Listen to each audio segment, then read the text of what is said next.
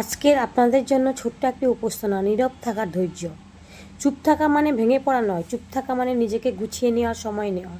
সব উত্তর সঙ্গে সঙ্গে দিতে হয় না, সব প্রতিক্রিয়াও মুহূর্তেই দেখাতে হয় না।